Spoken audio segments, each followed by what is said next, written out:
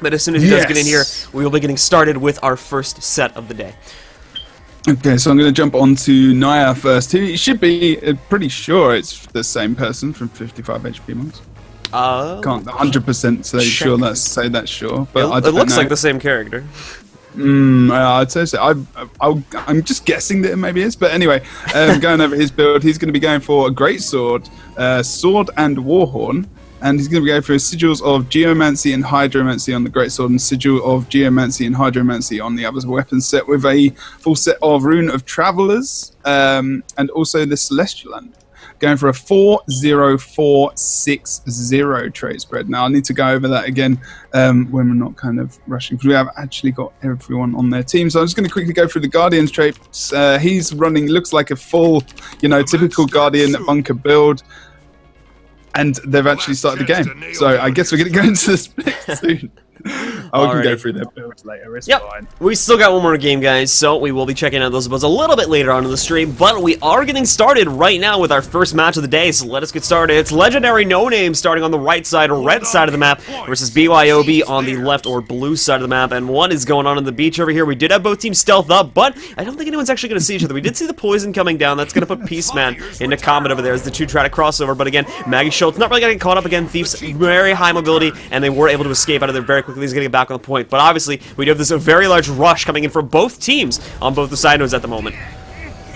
Yeah, just kind of looking at Henge at the moment. It's looking complicated. And just on, I can't say his name, Slave for Blade. He's okay. He's with Cranox at the moment. Cranox normally playing. Oh, I've not seen Cranox playing the actual bunker position. Normally he was actually, last week he was playing on a different team and actually playing as DPS Guardian with Greatsword. So it's quite interesting to see him now playing in the bunker position. They're 2 versus 1 on that play over there, as the Mesmer did use that portal to get out. And I believe he was just going towards mid now. Oh no, I think Maggie Schultz just jumped onto him just below keep, and he just took down the Mesmer on the red team pretty damn quickly there. That was really nicely done. Cranox now going to mid as well. And we're actually going to advance to a mid fight, as we do still have 1 versus 1 on each of the side points. Yeah, red team kind of bailed out of that fight over there at the Henge quite a few minutes ago. They had a portal popping up there, open by the Mesmer. They tried to make their way over to mid, but Maggie Schultz with a very, very, very quick reaction pulled his butt out of there and then made his way over here to mid, where he was able to gank the Mesmer like you just saw there. Other members were able to make it to the point. I believe the Warrior was the most notable one to get onto that node in time, but obviously, again, it's stuck in a 2v2 as they were able to knock out that Mesmer, and Maggie Schultz, it was free to go assist other nodes. I believe she went over to the mine, and they have successfully taken control of that node now. Well, I was just watching Naya. I think Naya was on like a Neo. I'm not sure if it's the same person, so apologies. But basically, she was on about 15% HP and is still on 15% HP for the entire time. So I think it's that kind of mix of the Celestial. I mean, I have to look at those traits again in the moment. We're actually getting quite high now. I think Cranox is there doing a lot of healing, but. Oh no, it's just gone down on point as well. I'm not sure who's going to get the down time warp to come out, which is never good for anyone. And look at Maggie as well going down. Oh god, Cranox has got a big responsibility to get those guys up, but he's not going to be able to. Good team fight there by the red team. Zas came in there right out of nowhere, popped open that time warp, and then absolutely decimated, as you can see there. Took out 2 members, and they're about to take out a 3rd right now just because of the huge amount of damage they were able to get off in that time. Cranox going to go into the downstate right there, and then as well back over here at the Henge. We do have some combat still going on, but obviously, once again, our blue team has taken a fairly dominant stance so far in this game that may be turning around right now, though, as again, we have just seen our red team take control of the middle point, and the red team is making their way right over here to try and take back control of the Henge. We did see Slave for Blade dying just a couple seconds ago, and that was actually very quick too, as we're almost about to see the red team member that was defending this go down. However, once again, those quick reinforcements, that quick mobility coming in here from legendary No Names was able to kind of save the day here, and they're now going to keep this team fight going. It's interesting. I'm just looking at the map there. Both Ellie's on kind of bunkering on the side points now, because they can actually do that. Kind of replacing rangers, I guess, or engineers or whatever that would normally hold maybe 1 cap. And Favor's actually, the Ellie on the blue team, Faro, is actually going for the Svanir boss over on the right side of the map at the moment, as that whole Henge fight, there's currently going on. He's really safe at the moment to just go for that boss kill. Oh, Alexis on fire. There is a portal there, so I don't know why he's not kind of attempting to try and go for the steal, although the portal's just disappeared. And this fight over at Henge is being lost by the blue team at the moment. It's in favor of the red team, and the Mesmer's kind of just free casting over on the side, but Maggie Schultz again jumping onto the Mesmer. Oh my good lord. Yeah, no shots. Maggie Schultz has been doing a very nice job at ganking targets. We've seen it, I mean, probably like 2 to 3 times now. I've seen him dive on a target to take him out. Unfortunately, those couple times that he has managed to get him off, they also had teammates down. And again, that may be one of the things that our blue team is kind of suffering from at the moment. They have looked like, at least, that they've been having some trouble actually getting people back up into play. So it's kind of negating Maggie Schultz's, you know, gang power here. When he takes people down, they're not actually staying down because he keeps losing teammates in the process. Yeah, and it's the Hambo as well who's going down. I think it's Slave who's gone down quite quickly in a few occasions. Naya as well going down. I think Naya's actually said in map chat that he didn't realise he was still in Great Swords. So I think he just made a small error, whether or not, I don't know if he's taking the mickey or not, but hey ho. So Slave is now currently on the point, keeping contested versus 2 players. Maggie is just on the side, I think doing the whole kind of, you know, just trying to find a target to hit and trying to get the focus on him. Oh, just... That was close. Peaceman, not sure he was the right target to go for there, because he did have people on his back, but he's actually in the downstate now. Slave's not going to be able to do much to actually get him back up, and he's 3 versus 1. Oh no, he's giving it a good old go, I'll tell you that. But he's not going to have much joy. He's not going to have much joy on this henge point unless he gets support, which is currently coming in from Cranox. Oh, that was good. Okay, good. It's 2 versus 3, and they've got the right people on this point to keep it for the time being, anyway. And now we still have this 2v1 going on over here at middle. Naya actually taking 2 members of the red team, the Elementalist, I believe, and the Mesmer here. We're also going to have the Thief joining the party too. Naya's move here, wouldn't necessarily say it's the smartest one, as you can see here again, being outnumbered again. He is keeping 2 people obviously here, but has not decapped the point, and as well, it's just in general is outnumbered there. So I was a bit confused as to why he was sticking there for so long, besides the distraction factor. But he's not going to loop things back around. He's on his way over to his home point right now. As we do join that fight, we can see that Slay for Blade was just taken down. Maggie Schultz going to try to come in for a res here. Gotta watch out again. The corpse sleeve that can come in there for the Mesmer is a bit dangerous, but he was able to get that off before the Mesmer could get any significant damage off onto Maggie Schultz there. So Slay for Blade once again back up into play, but now Cranox is on the chopping block over here in mid. We got Peaceman coming in for a stomp on him, and it is going to connect there, and Maggie Schultz will go right down after that. I believe the SD Thief on the red team did manage to knock him out there.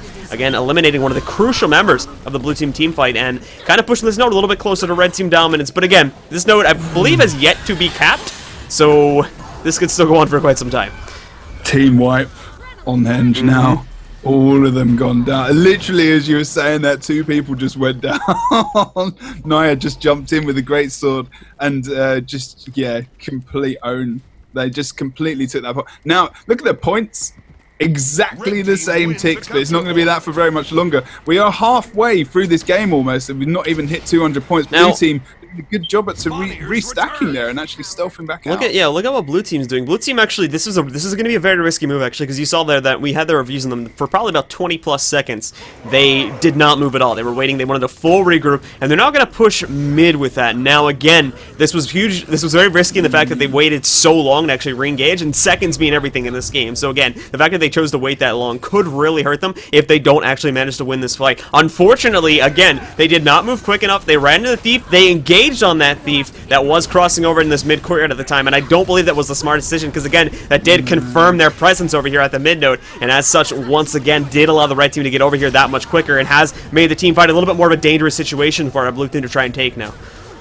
The stealthing was completely not worth it, basically, and he's wasted his Shadow Refuge as well. He's actually dead now as well. So, I mean, like you said, they engaged on the Thief, the wrong person to engage on if you're going to try and engage on anyone, because he's going to be able to escape quite easily if he's a skilled enough player anyway, versus like 3 guys. And also, you know, as they were running into the midpoint, they were running in 1 by 1, and they were caught in this kind of wall of red. So, you know, they're all going down now at mid, and they really went to the Time Walk comes out. That's never a good idea. Naya's going to go down unless he gets that res. I think he's going to get the Krenos is actually going to get that res. Nice. Very impressive getting the res there through Time Warp again. A lot of corpse was coming onto the target at the time, so still able to eat through it and get the res off again. They probably had to use quite a few cooldowns in order to get him up, though, so that is going to put them in a much more dangerous situation as they get later on. But again, with that said, the actual Time Warp cooldown has been quote-unquote wasted now, as they didn't actually get any kills in the process. Obviously, damage still went off, as we just saw Naya going down there, so again, are going to slowly be eliminating players, but this is going to start to spread the fight a little more, as we are going to have blue team respawns coming out of the the gate in just a moment. We have the Thief over here on the Henge node. I actually believe has yet to engage, and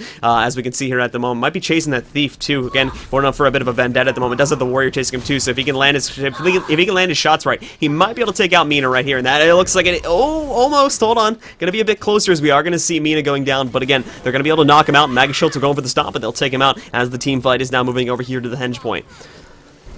Yeah, it looks like I'm not sure how well these guys are going to do. No, it's good. At least they're 2 versus 2. This is good. But the only problem is, no, that's fairly even fight. I mean, Maggie Schultz has just jumped out. I'm not sure whether he's going to come back. I think they're trying to hold. I've just seen a portal just being activated somewhere on the map as well, which is never good for whoever's at mid. So Cranox is at the moment on mid point, 1 versus 1, and the Mesmer's actually popped back through that portal to go and support Henge. So Henge is going to be a 3-2 fight in favour of Red as well. And I was just looking at the other early on the blue team. He's playing Staff as well. And the main thing that is the change in these builds is the Blasting Staff, which is number 5 in Arcana. I'm just having a look through the other traits. I don't believe that there's anything else much different. No, it's pretty much they switch in the Dagger for the staff, and that's the major thing. He is using Rune of the Pirate though, so I don't know whether or not the other Ellie is using that. Just have a quick look. He's using Rune of the Elementalist.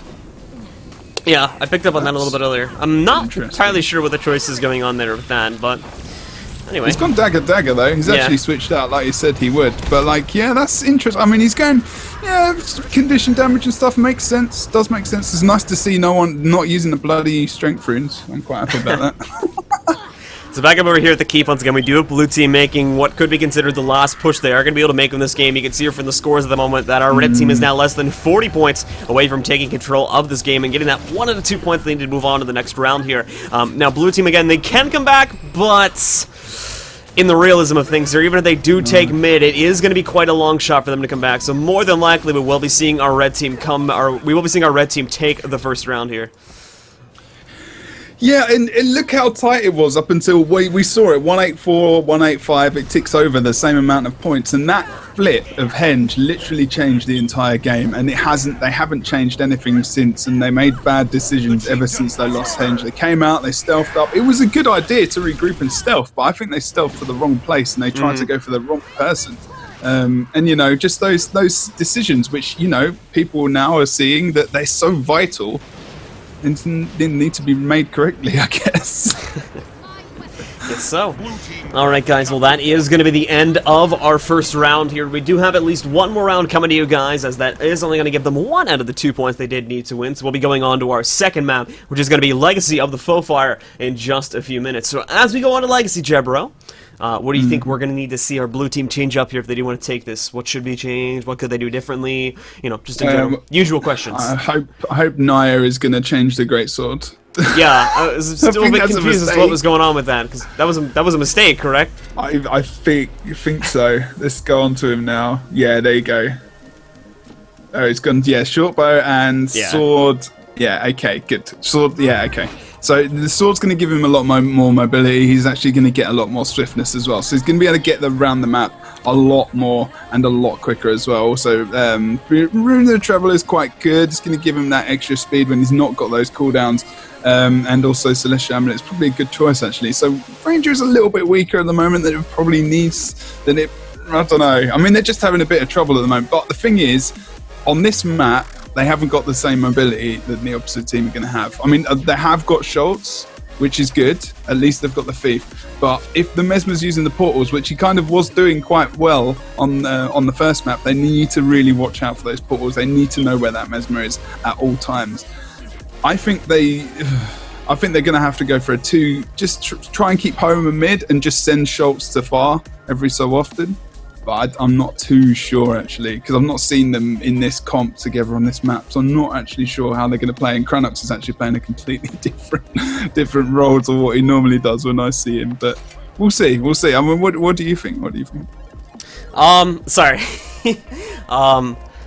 Can you repeat the question? I was like looking at Twitch chat. I made that mistake. It's all right, no worries. I was just saying, how do you think they can do? Because it's a bit. Because I'm not really sure how the split's going to go. You can kind of guess, you know, based on other teams. I mean, you could see Naya and Schultz going for far, maybe Slave going close, and Cranox going mid. with Farah as well. Not too sure because Ellie's now can go close. Maybe Slave will go mid with Cranox. Not sure how they're going to go, but they need to be a bit more bunkery on this one. Try and keep their home point, I suppose. But I was just wondering whether or not. I mean, the other thing too is the fact that like the fight they had going at home that last game, it took like way too long, and then when they lost it, they went for like. So here's the thing: the beginning of that game, okay, their home point like almost never got capped until I think it was like the 5th or 6th minute into the actual game was when we finally saw that node getting capped. And again, they lost it too, but then they went for this really risky play by waiting for everyone to get in the game. Then they went for a big stealth play and went to mid, and it just did not work. I personally, from what I've been seeing here, I don't think team fights are their stronger suit. We've seen evidence of that when we saw the henge fight going on. Like, Maggie Schultz is doing some excellent work on ganking the squishier targets, such as the Mesmer and whatnot, but again, when it gets down to brass tacks here, once their members start going down, they seem to have significant trouble actually getting them back up into play there. So they either A, need to get a little bit better at killing targets, B, get a little bit better at rezzing targets, or C, either switch to a side node strat. And based on what we saw in the first game, I personally think switching to a side node strat would probably be in their better interest. But again, keep in mind that on this map, they do have a thief, don't get me wrong, they got an elementalist as well, but they have a staff elementalist too, granted, that may be a bit harder to do on this map, but they do kind of have the mobility if they want to try to push for a side node strat. That's true. They can. I think they actually. I kind of think they. Sorry for interrupting. I kind of think they like wanted to as well. It was just that losing henge there at the start of the game, or rather at the quote-unquote start of the game, kind of screwed them up as they got later into things. That's true. That is very true. They were trying to go for that, so maybe they'll do that. Hopefully, we'll see him. I think we'll see a comeback in this game. Hopefully. Indeed. Alright guys, so with the gates opening up in 1 second, let us see who is going to win, Legendary No Names or BYOB, who is down at the moment and risking elimination if they do drop this game. So let's open up our map, and Jebro, go ahead and check out the splits. Okay, so we're actually going to see Slave going for Farpoint out of anyone, so I haven't actually seen how much swiftness he's got. 3 going to close, so they want to secure that this time. Peaceman's actually gone up against Far, and I'm not sure Peaceman was the right person to go to mid. I think he really needs to be in those team fights, so I think the Guardian on blue team is actually in the correct position. Slave's going to be able to tank the point a bit, but he's actually going down quite fast. Look, here we go. Far's coming towards the quarry now as well to back him up. I'm not sure. They might cap it. Oh, close. Only a couple of ticks left on that point, and he's actually going to be doing fine now because Slave's going to get a lot of healing from the Elementalist. So he should be okay for a little bit of time. And it does look like at the moment Maggie Schultz has just popped into mid versus Peaceman. Even if he does try and avoid, he's still going to be in the point to cap. He might actually even be able to kill Peaceman. And look at that rotation from the Guardian coming out. I think Cranox has just gone over to Quarry as well. This is actually a really nice. They're actually covering all 3 points. And with their thief, they're bunkering mid. So far, very good. He's gonna kill him. Very good rotation coming out so far over here from the blue team once again. Getting themselves over here, getting their support coming in. Slave for Blade has been close to death, I believe, 2 to 3 times, and again, some last-second support coming in there from teammates. Really kind of saved his butt, and they are keeping the contest going. But again, spreading them out thin could be a bit of a risky play, as again, I've discussed this many times before. You lose one node, and it's going to snowball really badly against you. However, again, at least over here in the case of the Quarry, they are doing quite well at the moment, and may actually be able to take it here if they play their cards correctly. Checking out some of the other nodes, however, as we go to mid, we've kind of got a bit of a, whack-a-mole party over here between Maggie Schultz and Peaceman. More than likely, neither one will kill each other there. But Peaceman, or apologies, Maggie Schultz may be able to sneak it in there, but we'll come back to that when and if it does happen. And then back over here on the mine as well, we do actually have Alexis on fire going up against Naya. But we do have a target down over here at the quarry, so let's check that out, Jebro. Yeah, they've been switching kills up here, left, right, and center. I think every single person on the point, other than Cranox, has actually gone down at one time or another. They're actually bailing now as well because they did kill Anka, so that was a good idea. They didn't want to be lost. They didn't want to lose out on that fight. They just thought, give them the point, don't give them any more kills. We haven't lost the other caps yet. There's no point in all dying here, so we're going to just bail out across the map. And they've actually gone over to Maggie Schultz, who was quite low against the Guardian in mid, and he's actually down currently, so whether or not he's going to get he is back. Oh no, he's not back up. He's getting risked pretty fast, but now he's back up, and he's actually going to be completely fine. Slave is over at Quarry. Mid still contested. Waterfall still contested. We are 3 minutes into this game with 22 points on the board at the moment. Waterfalls. Infamous legacy very much so holding its name right now for being some of the longer games in Guild Wars. And again, props to Nine over here, who has been surviving at the blue team home node solo for quite some time. Is finally going to get a bit of relief, though, as we do see Chronox coming into support over here. We're also going to be seeing Alexis on fire still staying here, while Anka, who recently respawned and came to this node, is actually going to bail out and join the Graveyard fight back over in the middle, leaving Naya and Alexis on fire to kind of whack each other once again. So Chronox will follow suit and head back over to mid. Now, as we go back into mid again, everyone's kind of whacking each other. We do have the two thieves trying to hunt each other down here. Maggie Schultz as well as, apologies once again, Mina are looking for each other at the moment. Again, keeping in mind the difference of the thief builds, Maggie Schultz versus Mina. Maggie Schultz running with a pistol whip build compared to Mina, who is running with an SD build. So Mina probably be able to get out of the snares a little bit better. And yep, as we're going to see there, unfortunately, Maggie Schultz is going to be a little bit less forgiving when mistakes do occur. And as such, he is going to be the first thief to get knocked out over here in this mid fight. And I think, actually, with that said, Red Team is going to try to take a risk and push back over into their home node here. May actually get it too, because Slave for Blade is busy with someone over there. Didn't actually see the thief sneaking through, so they are going to be able to pop that decap off, possibly even the full cap too, depending on what Slave for Blade tries to do here.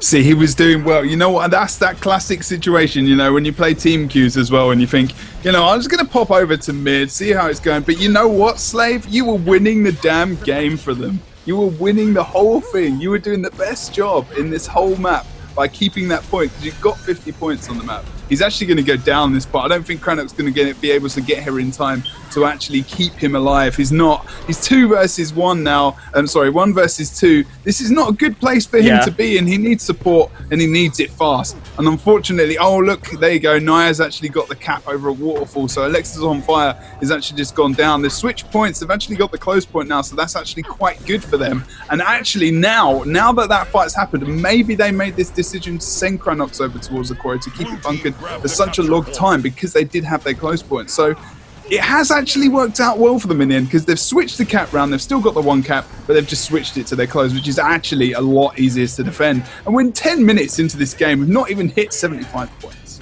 And indeed, as we do see over here, Red Team did have a target go down. I believe it was their thief, actually, who had gone into the down state, but they were able to res him up again. Red Team has heavy pressure over on this node currently, with 2 of their members sitting here. I believe they had a third here a minute ago as well. It might be, so yeah, they have actually 3 of their members sitting over here. Meanwhile, the blue team was also reinforced with 3 of their own members, their Guardian, as well as their Warrior and Maggie Schultz too. So 2 very tanky characters and 1 character who was able to pull out a lot of DPS, but where is Maggie Schultz going? Maggie Schultz actually going to head over here in the mid, as he is seeking revenge at the moment. Actually, might have been looking for Mina to push over there onto the waterfall node, and he decided to just chase him in that regard. Again, Maggie Schultz kind of fulfilling his duty as a thief hunter here at the moment to try and make sure that the nodes don't get overwhelmed, as they are pushing for that side node strategy that we were talking about earlier at the start of this game. And like we were saying, so far it has been working very well, but again, it's still overall a very, very, very risky strategy, as again, they lose too many members and they will very quickly get overwhelmed and 3-capped.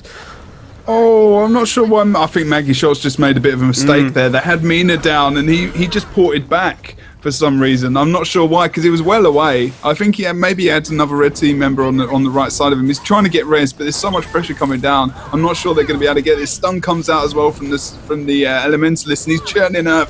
I'm not sure they're going to be able to get him up. If they do go for it, there's going to be a lot of damage. He's actually just gone down as well. And so Naya's now alone again versus 2. Yep, and Mina Schultz, once again, taking heavy advantage of the chaos it made his way over here to the waterfall and scored a decap. Going up against Far at the moment, has made significant progress against Far. However, again, Far should be able to survive for quite a decent amount of time, as he has playing Staff Elementalist, but with the assistance coming in from Anka, that may not be too long, depending on how well they combo their abilities together. Checking out back over at mid, though, for a second. Once again, it's Naya versus Alexis on fire, and as well over here at the quarry, we are seeing targets going down. I believe Slave for Blade recently went down. Chronox still there supporting him, though, and again, with these 2 players being very tanky characters indeed, as he is playing with a Soldier's Hambo, not a Zerker's Hambo, they are going to be able to survive for quite a bit of time, and more likely keep things stalemate. I believe Red Team realizes that, and the 1 member that was sitting over here, their Mesmer, is actually going to pull out to go to support another node. So let's check out, once again, the waterfall. We did see, like predicted, Farah getting knocked out over there. Anka was the one who stayed behind a cap, and they sent their, apologies, they sent, I believe it was Alexis who came over to their support. Yeah, he made his way back over here to the graveyard, where he is going to be helping out this fight once again. Just watching Quarry as kind of Cranox is just blasting one Peaceman with his back saying to him saying, okay, but why doesn't one of these guys at mid just say, look, we need to rotate? But I know it's very difficult to do, but they need to risk it because otherwise, this fight's just going to... In blue, to be honest, Cranox is fine because their team's doing okay mid. They're 3 versus 1 now. And look at that, just watching the Spirit standing there because obviously Naya's not got the Spirits to run around with him. But he's very useful just sitting on that point, kind of doing what he needs to do. And they need to get a cap back because the 1 cap is going to potentially maybe just push them over the edge to actually maybe even win this. Now, a Lord Rush would just completely blow everything out of the water, meaning that if Red did do that, Blue would need to get another 80 points inside 5 or 6 minutes and so. But in this game, that would be very, very tough, especially mid. Now, considering they've completely flipped that fight round in mid for Red, they've gone 3-3 and they've completely flipped that fight round. I wasn't sure if the time what came on. I did see Cal Storm, but holy crap. Yeah. Really flipping the tables over here now, wiping out 3 members of BYOB. Cranox forced to come in here, hastily support this. Unfortunately, has been forced to give up the core in the process and allowing once again the red team to reinforce with their own Bucket Guardian now. So things are not looking good for the blue team here, as the red team has taken what I believe to be actually was the first, if not like the second 2-cap in this game so far, as it's been a very rare thing to see. I believe blue team had one for a few moments, but it lost it very quickly indeed. So let us see once again. Blue team, they're going to be reinforcing middle over here. They got Maggie Schultz coming in to support, and as well, they have put 2 guys back over here in the waterfall. We got Slay for Blade coming in, as well as Naya going up against Alexis on fire. Again, DD Elemental is still a rather tanky individual if he plays his cards right, so he should be able to keep himself alive for a little bit of time and allow this 2-cap to stay in the red team power. No one has gone over to the core yet, so that is going to be sitting nice and secure in the red team's colors. However, once again, they have actually lost Alexis on fire over here at the waterfall. Oh, maybe not. They may not lose the point, however. As you can see, Mina's on his way over here. Mina, again, playing SD, does have a lot more dodge potential than stealth potential, so should be a little bit stronger to actually keep control of the point by using his dodge abilities properly over here. They need to start thinking about a Lord push because Red are split in a way. Look at the Peaceman Cranox split battle's just gone to mid. Anchor's over at Quarry, so it's going to take a long time to kill him. Blue do have Waterfall, so they can gamble. They got the choice. They can think, okay, are we going to keep our close point and go for mid, try and cap it, try and get the kills, or are we going to go for a Lord kill? Which at the moment, if it gets to about 2.5 minutes, 2 minutes, and they're at this same kind of 30-point barrier, I'd just go for it because there's no way they could come back unless they did get a free cap, which is could actually happen. So at the moment, when you're kind of this low point and so close, and they're going to go out potentially. BYOB can go out if Red do win this game. So you know what, they can make a gamble and go to another game. Whereas BYB, they're fighting an uphill battle. I'm not sure what I'd personally do in this, but I think Blue, you maybe probably do that. I would actually just go for the Lord because I love killing the man, to be honest. But I don't know. What would you do? They are outnumbering mid now, but unfortunately, I don't think they've got the decap over at the waterfall. But Naya needs help, and he needs it really fast. This is kind of the same issue we were seeing in game 1, in all honesty, is the fact that they were doing alright at the start of the game, and in this game they've been doing okay in the middle as well. It's just that, unfortunately, again, they've kind of come into these... Hold on one second, I have to sneeze. Oh, maybe not. Right. Anyway, they've come into these situations where they have been forced to go into large team fights, and they just, again, not sure if it's pressure or whatever, but they just have not been performing all that well. Now, they're doing a lot better this round than they were the last round. In fact, they may actually be recovering from these team fights that we've been seeing going on for the past, I believe, 2 to 3 minutes now. You can see over here, they're about to get back control. They're on home node. There was the red team dropping their stealth, and that actually may allow them to get the full cap, or rather hold on to the full cap that they have back over here. And then back in mid, once again, they were doing a very good. Slave for Blade is keeping things pretty much capped evenly at the moment versus Peaceman over there, so those two are just going to play whack-a-mole for a bit. And then back over here out of the quarry, we're going to see Anka kind of sitting AFK there. So blue team is going to win the fight. Now the question is, how well can they snowball it onto another node over here? As they... Oh, wait, hold on. We actually did have... No! We have Naya. We have Naya going down. Now Naya should have no trouble keeping himself alive. Yeah, there we go. He's going to get himself back up. Yeah, and Maggie's there anyway. But again, Naya with the downstate still would have been able to pop his third ability and keep himself good. So there really wasn't any risk there. But again, big question now moving themselves over here onto the graveyard point is, can they knock out their opponents quick enough, and can they cap it to make a comeback here? And not even really a comeback, as long as they keep things contested and they get one more kill now and hold that, they can win the game just based off of that. God. So our blue team is on the path to come back here now. Peaceman coming under some heavy pressure at the moment. He's only got 1 cooldown left. He will have his heal available in about 5 seconds, though. If they burst him down quickly enough, that may not happen, though, as they are going to go in for some heavy burst onto him right now. This is so insanely close. 3 points, really?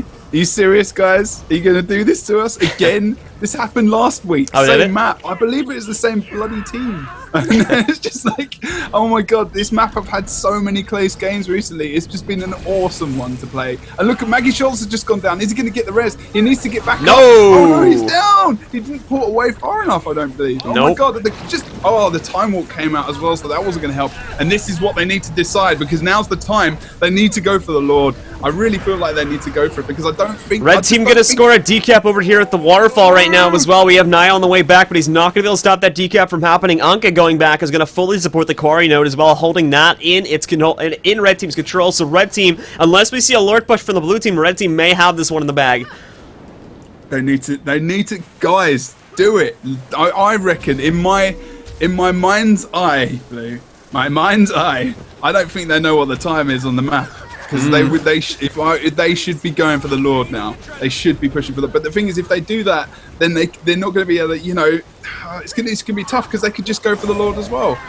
So they need to make a decision. They need to make it now, because they're running out of time. They're not going to be able to get the points back in time, I don't think, because the game's just going way too slowly for that to happen. They are going to potentially get a kill, but Zaxka just got his heal off, so he's completely fine. Mid's not going to get cats because Peaceman is on full HP. There's 2 versus 1 at the moment. Why are they here? They shouldn't be. There should only be one guy. Zaxka's going to go down, I think, potentially to Maggie Schultz. He's going to get that down, so they're going to come back by another 5 points, but they are 30 points behind at the moment. Still no cap. They're only getting kills, and Quarry is buffering any kills that Blue are currently getting. What are they going to do? They should have gone to the Lord. Blue, I'm pulling out the remainder of my hair. Can't do this.